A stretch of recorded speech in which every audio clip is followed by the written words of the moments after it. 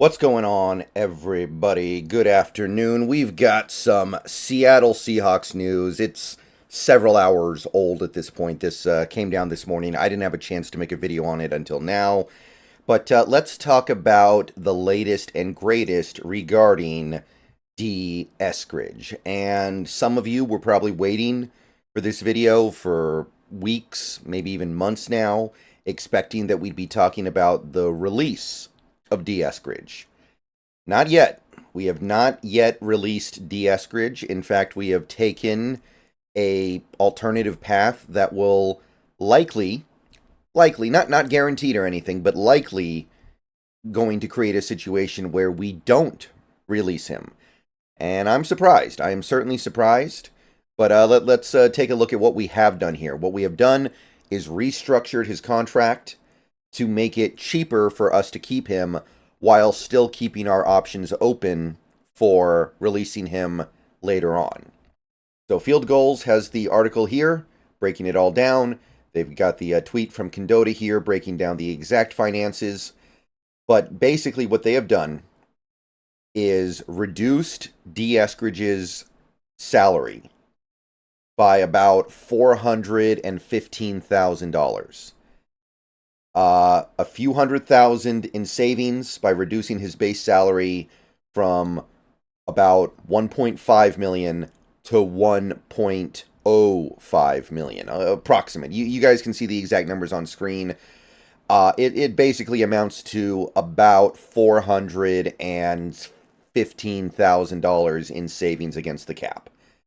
So that's enough for nothing, right? What are you going to do with $415,000 in the NFL against the cap? You're not going to do much of anything. You're going to put that in tandem with another minor move that you make, and that'll clear up enough cap space to sign one of your rookies, maybe. But it is cap space nevertheless.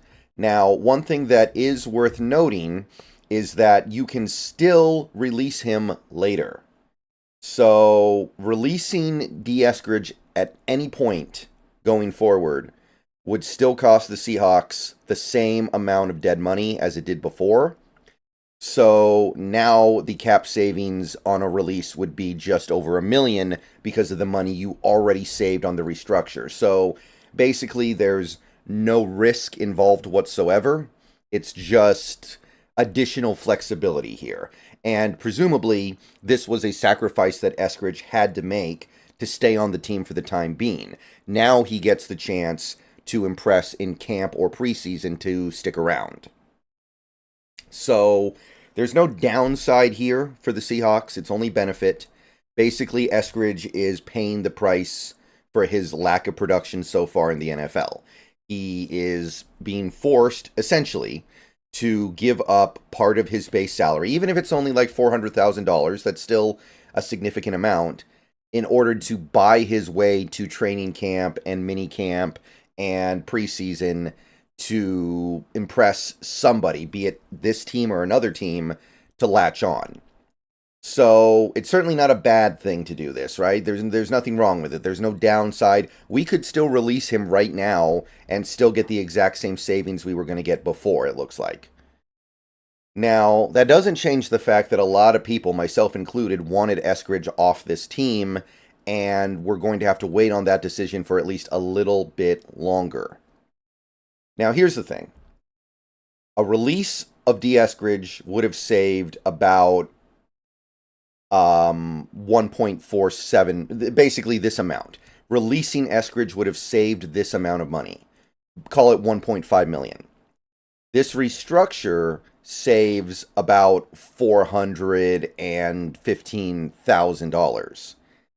And the cost to replace Eskridge would have been probably, if it's like a UDFA, it's going to be a little bit less than $1 million. If it was going to be a draft pick, like a late round pick, it was going to be probably a right around, I'd say 800, 900,000, depends on where the pick is.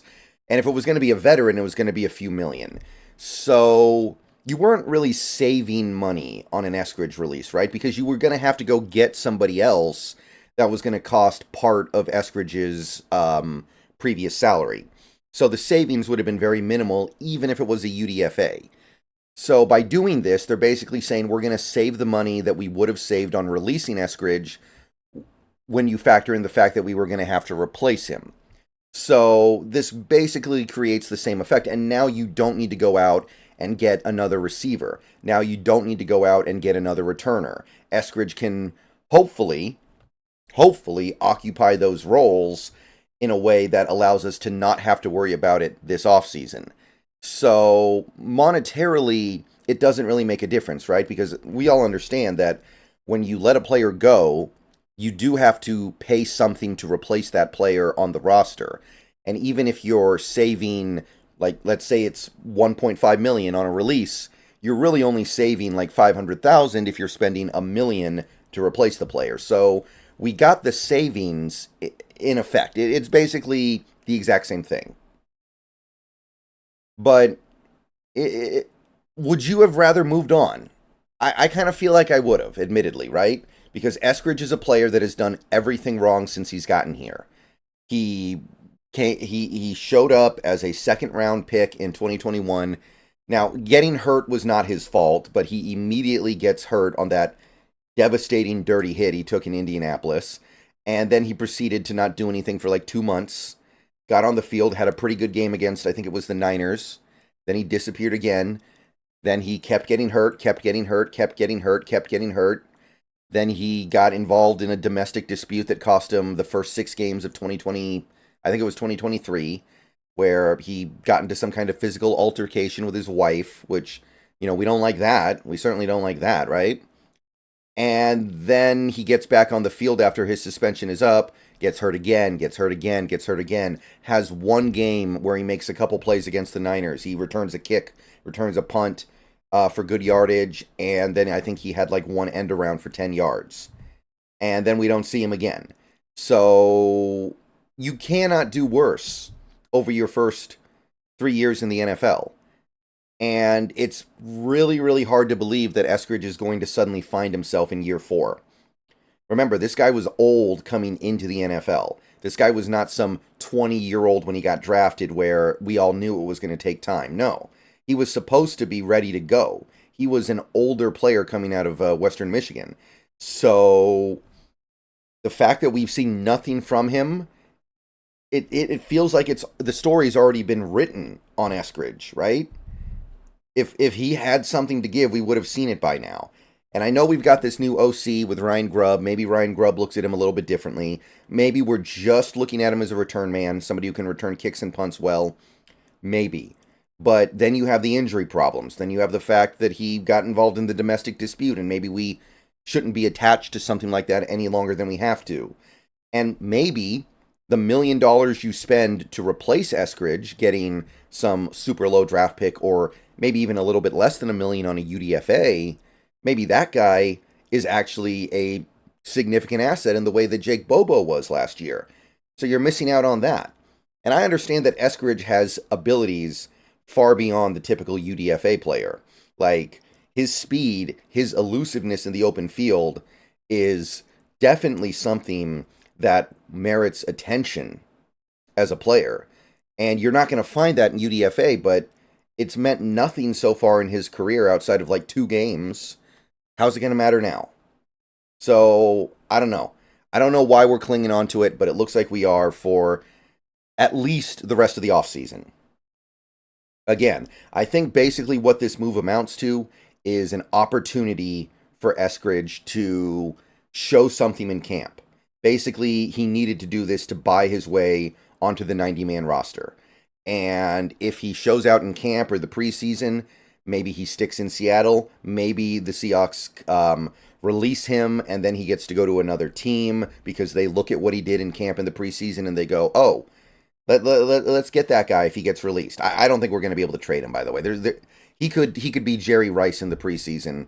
I don't know if we'd be able to trade him. But the point is, this is basically the price he pays to at least get an opportunity to try to make the Seahawks in July and August. That's my read into it. So we do clear a little bit of cap space. On its own, it's going to do very, very little. But if you tandem it with maybe one or two other things, like we still have Nick Bellore on the roster. We could do a Nick Ballore release and save like 2.8, something like that. You do something like that, then you're talking. But obviously, $415,000 is not exactly going to feed families around here. Not in the NFL sense, anyway. It might feed the families in real life, but it's not really going to make anything happen on this roster. But every little bit matters. Every little bit counts. And we've now basically put ourselves in a situation where Eskridge is either going to make the absolute minimum in 2024 or he's not going to be here, and we've adopted no additional risks. So I can't be upset about it. I just don't know what we're clinging on to at this point. I just have to wonder, like, okay, what do you need to see from Eskridge to know he doesn't have it? He just doesn't have the ability to stay on the field. He doesn't really have the ability to be an impact player on the field most of the time when he's on the field. There's nothing going on here. All right, let me know what you guys think down below, if you think anything. I know it's very insignificant, but on the other hand, I feel like it's not that insignificant. Like when you purge the old coaching staff the way that we did, you would think that you'd be purging some of the old mistakes. And Eskridge was maybe one of the biggest mistakes we made. So I don't know why you wouldn't purge it, but I understand that he has talent. I understand that. I just don't believe we're ever going to see it at this point. All right. See you guys later. Go Hawks. More videos coming later today. But yeah, that's what's going on with Mr. Dee Eskridge.